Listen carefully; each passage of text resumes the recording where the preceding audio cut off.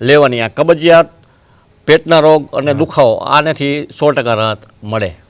મોટા અથવા નાના બાળકોને એની અંદર ન આવતી હોય તો પીપળા મૂળ, આમ આયુર્વેદિકમાં પીપળાના ગંઠોળા પાવડર કહેવાય એને, એ મૂકી દેવાનું અને પછી 2 મિનિટ રાહ જોવાની, 2 મિનિટ પછી વીસી ઉતરી જશે. શરદી હારે ઉધરસ હોય, કફ હોય તો 3 ચમચી ડુંગળીનો રસ, પથરી કિડનીમાં હોય અથવા નળીમાં હોય તો એને હિમેજ જ. કહે છે માથાનો દુખાવો, શરદી, ઉધરસ, તાવ, ઘૂંટણના દુખાવા આ કોમન બાબત છે.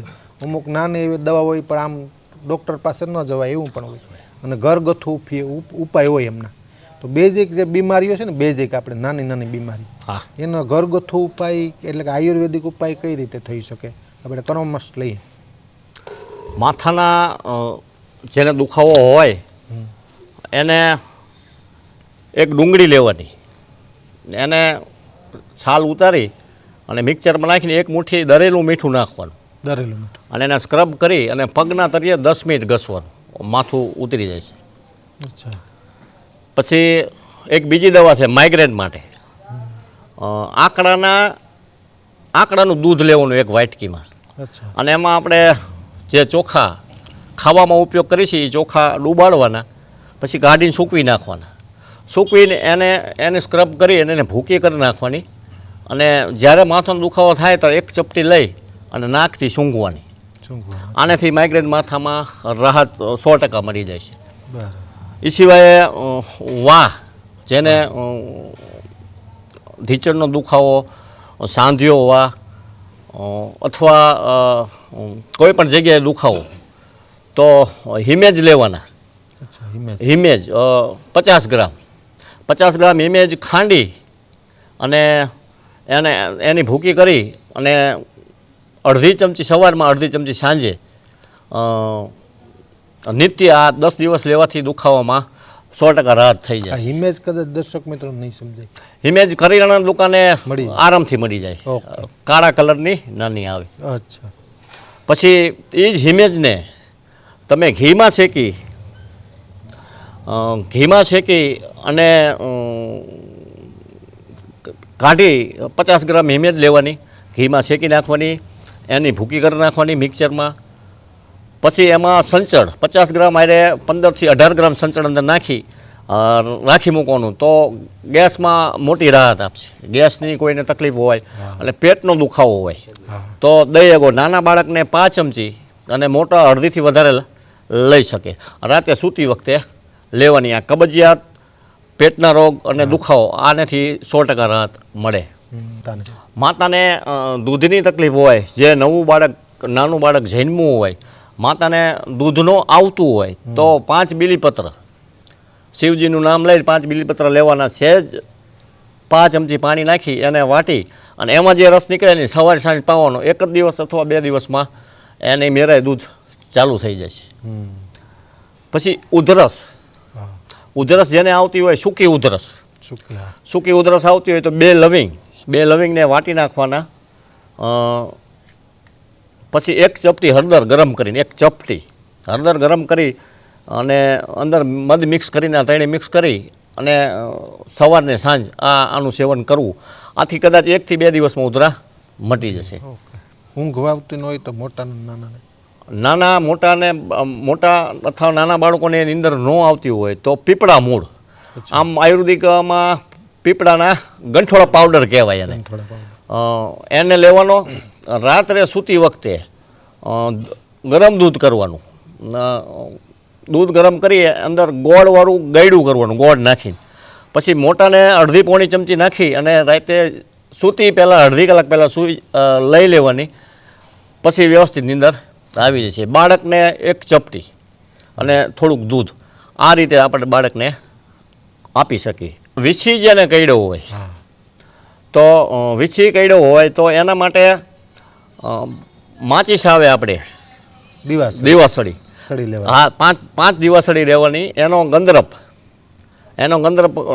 નીચે મૂકી અંદર સહેજ પાણી નાખી અને મલમ જેવું કરી નાખવાનું. અને જ્યાં વિશીએ ડંખ માર્યો હોય, જ્યાં વિશીએ ત્યાં એ મૂકી દેવાનું અને પછી 2 મિનિટ રાહ જોવાની, 2 મિનિટ પછી વીસી ઉતરી જશે. એક આયુર્વેદિક દવા અઘેડો આપણે કહી, અઘેડો, આ જેને અવળા કાંટા થાય એનો રસ, એનો રસ એક શીશીમાં ભરી દેવાનો. જ્યારે વીછી કોઈને કઈડ્યો હોય તો જ્યાં સબાકા હોતા હોય ત્યાંથી એક લીટો આમ ડંખ સુધી કરવાનો, તોય વીછી ઉતરી જાય છે. શરદી, જેને શરદી અરે ઉધરસ હોય, કફ હોય, તો 3 ચમચી ડુંગળીનો રસ અને 3 ચમચી મધ આ હલાવીને મિક્સ કરી અને સવાર સાંજ આનું સેવન કરવું. આથી 2 થી 3 દિવસમાં ઉધરા, કફ આ બધું મટી જાય છે.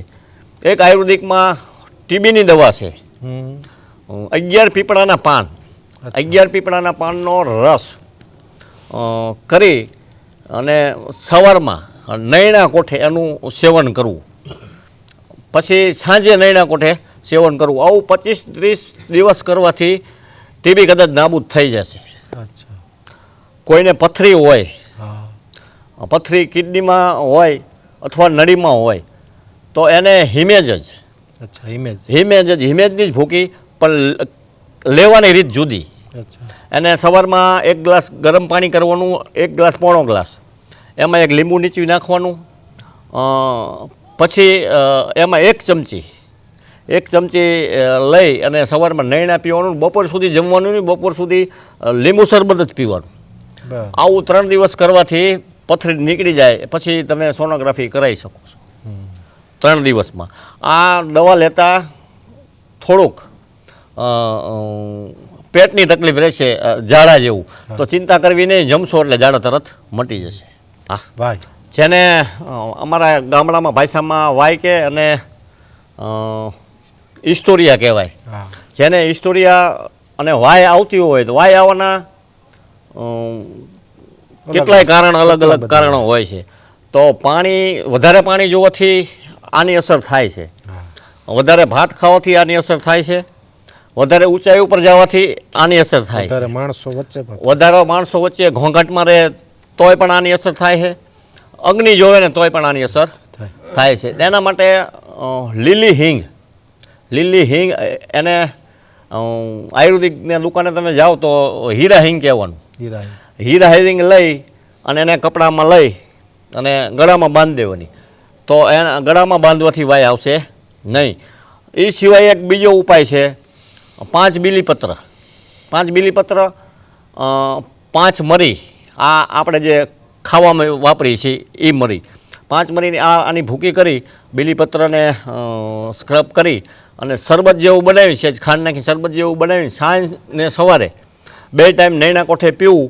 અને આ સતત 1 થી 1.25 મહિનો કરવું. અને કરો ને તો સળંગ કરવું, એકય દિવસ કપાવા દેવાનો નહીં. આનાથી વાયમાં 100% રાહત થશે.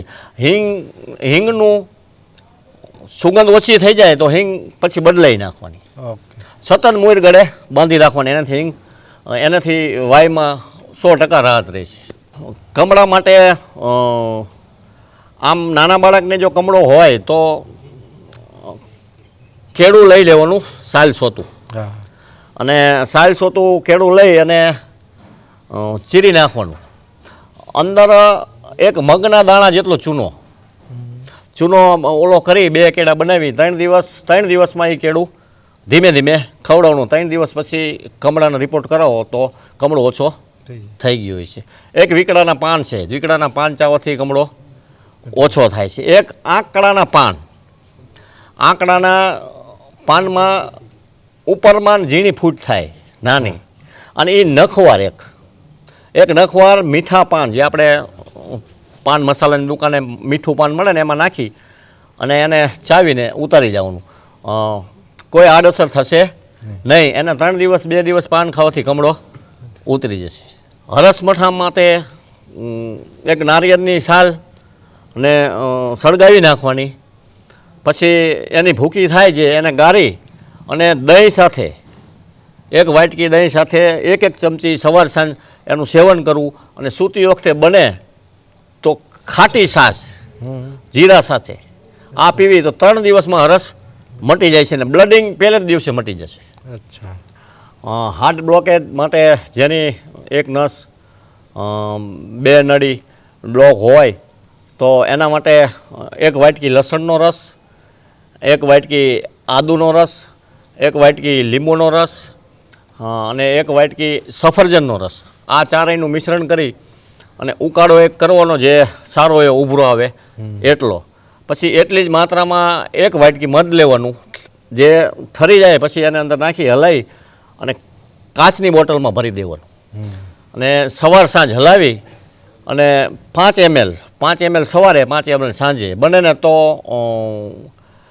તેલી પદાર્થ ઘીવાળો કે એવું કંઈ ખાવું નહીં, એનાથી 100% રાહત થઈ જશે. દવા અને દુવા હા, દવાનું બંને દવા. બાપુ ખૂબ આનંદ આવ્યો આજના સંવાદની અંદર અને લોકોને આ ઉપયોગી બનશે હા, બનશે. માહિતી. હા. ખૂબ ખૂબ આભાર, ધન્યવાદ. જય શ્રી રામ.